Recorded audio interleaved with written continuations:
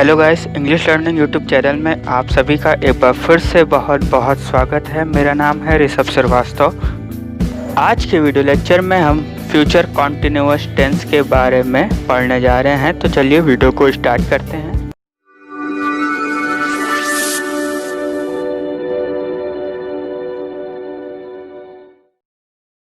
तो सबसे पहले देखिए, फ्यूचर कॉन्टिन्यूअस टेंस के जो सेंटेंस होते हैं जिनमें मुख्य क्रिया के साथ यानी मेन वर्ब के साथ रहा होगा, रही होगी, रहे होंगे, रहा होगा का प्रयोग होता है। जैसे सेंटेंस है, गोपाल खेल रहा होगा, प्रिया घूम रही होगी, मैं पढ़ रहा हूँगा। इसी तरह के कोई भी सेंटेंस मैं आ रहा हूँगा, तुम जा रहे होगे, तुम रो रहे होगे, तुम सो रहे होगे, तुम नहा रहे होगे, तुम पढ़ रहे होगे, इस तरह का कोई भी सेंटेंस इस टेंस की कैटेगरी में आता है। अब शुरुआत करते हैं सबसे पहले अफर्मेटिव सेंटेंस से। जैसा कि मैं आपको बताता रहा हूँ, हर वीडियो लेक्चर में मैंने आपको बताया है, सकारात्मक वाक्य वो हैं जिनमें नहीं का प्रयोग नहीं होता है और ना ही कोई प्रश्न पूछा जाता है। किस तरह से बनाना है इस सेंटेंस को, तो देखिए, इस टेंस में हेल्पिंग वर्ब है आपकी विल, इसके साथ बी लगा करके आता है तो हो जाता है विल बी। सब्जेक्ट के बाद विल बी, उसके बाद वर्ब की फर्स्ट फॉर्म और उसके बाद वर्ब की फर्स्ट फॉर्म के साथ लग करके आईएनजी आएगा और उसके बाद सब्जेक्ट। क्या हो गया? Subject plus will be plus verb की first form plus ING plus object. Sentence आपके सामने है, गोपाल जा रहा होगा, सब्जेक्ट है गोपाल, उसके बाद विल बी, उसके बाद वर्ब की फर्स्ट फॉर्म, क्रिया है जाना यानी कि गो, उसकी फर्स्ट फॉर्म है गो के साथ आईएनजी, हो जाएगा गोपाल विल बी गोइंग। मान लीजिए यहाँ कोई ऑब्जेक्ट होता तो मैं कहता गोपाल स्कूल जा रहा होगा, तो टू स्कूल भी आगे ऐड हो जाता। नेक्स्ट है राहुल खाना खा रहा होगा, Rahul will be eating food.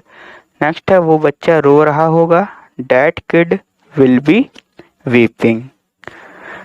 अब आगे बात करते हैं निगेटिव सेंटेंस यानी नकारात्मक वाक्य के बारे में, जहाँ पर नॉट का प्रयोग होता है, नहीं का यूज होता है। इसका रूल क्या होगा? Subject plus will plus not plus be plus verb की first form plus ING plus object.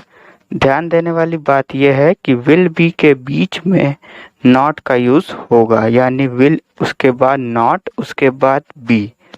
Example देखिए, गोपाल स्कूल नहीं जा रहा होगा, तो क्या हो जाएगा? Gopal will not be, will और बी के बीच में नॉट, जा रहा होगा going to school, Gopal will not be going to school. Next है राहुल खाना नहीं खा रहा होगा, तो Rahul will not be eating food. वो बच्चा नहीं रो रहा होगा, तो that kid will not be weeping. ठीक। अब इंटेरोगेटिव सेंटेंस देखिए, यानी कि प्रश्नवाचक वाक्य। सबसे पहले आप यूज़ करते हैं WH फैमिली का। सभी टेंस की वीडियो लेक्चर में मैंने यह बात आपको रिपीट की है कि WH फैमिली क्या होती है। क्या है इसके मेंबर? जैसे क्यों, कब, कहाँ, कैसे, क्या, जिसके लिए आप why, when, where, how much इन सब का यूज़ करते हैं। तो सबसे पहले WH फैमिली मेंबर का यूज़ करेंगे, उस टेंस में है तो सबसे पहले आप उसे यूज़ करेंगे। उसके बाद विल, उसके बाद सब्जेक्ट, उसके बाद अगर वाक्य में नहीं दिया है तो नॉट का यूज़ करेंगे, अगर नहीं दिया है तो नहीं करेंगे। उसके बाद बी, उसके बाद वर्ब की फर्स्ट फॉर्म के साथ आईएनजी लग कर के आएगा, उसके बाद में ऑब्जेक्ट और लास्ट में क्वेश्चन मार्क।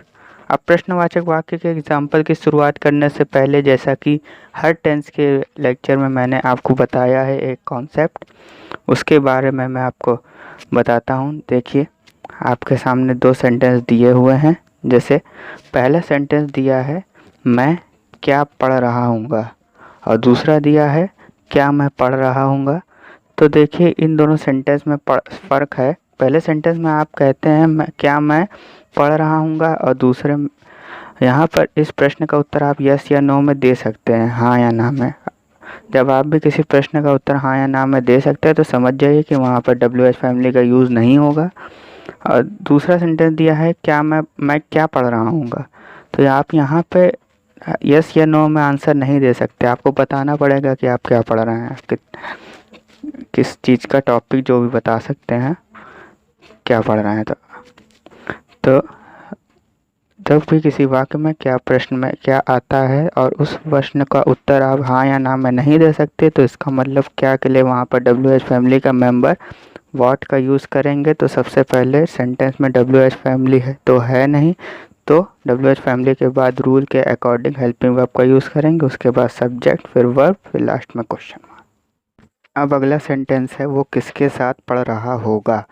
यहाँ पर WH फैमिली है किसके साथ, जैसे आप कहते हैं विथ होम, तो विथ होम, उसके बाद हेल्पिंग वर्ब विल, उसके बाद मेरा सब्जेक्ट है ही, इसके बाद बी, उसके बाद वर्ब की फर्स्ट फॉर्म है रीड, उसके बाद ING, फिर लास्ट में क्वेश्चन मार्क। क्या हो गया, with whom will he be reading. Next है क्या वो सो रही होगी, will she be sleeping. Last है वो क्या खा रहा होगा, what will he be eating. क्या के लिए, व्हाट का यूज़, लास्ट में क्वेश्चन मार्क।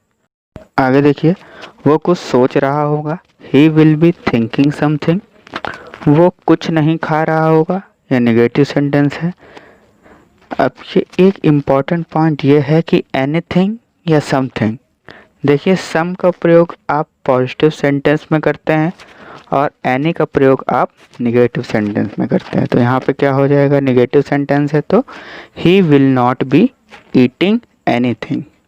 नेक्स्ट है क्या वो बच्चा रो नहीं रहा होगा, तो यह एक इंटेरोगेटिव सेंटेंस है। यहाँ पर WH फैमिली कोई है नहीं, नहीं का प्रयोग भी है, तो क्या हो जाएगा, सब्जेक्ट है वो बच्चा, तो will that kid not be weeping. Next है बच्चे स्कूल जा रहे होंगे, तो बच्चे के लिए यहाँ पे चिल्ड्रन या किड्स कोई का भी यूज़ कर सकते हैं, children will be going school. Next है वो 10 बजे पढ़ रहा होगा, जब एट के साथ कोई नाउन लगता है तो ऑटोमेटिकली टाइम को बात हो रही होती है, तो यहाँ हो जाएगा he will be reading at 10। Next है हम 5 बजे खेल रहे होंगे, we will be playing at 5। तो इस तरह से इस वीडियो लेक्चर के माध्यम से मैंने आपको फ्यूचर कॉन्टिन्यूअस टेंस के बारे में एक कॉन्सेप्ट को समझाया। फिर भी अगर कोई कॉन्सेप्ट आपको क्लियर ना हो तो आप हमें कमेंट के माध्यम से पूछ सकते हैं, हम आपके सभी प्रश्नों के उत्तर देंगे।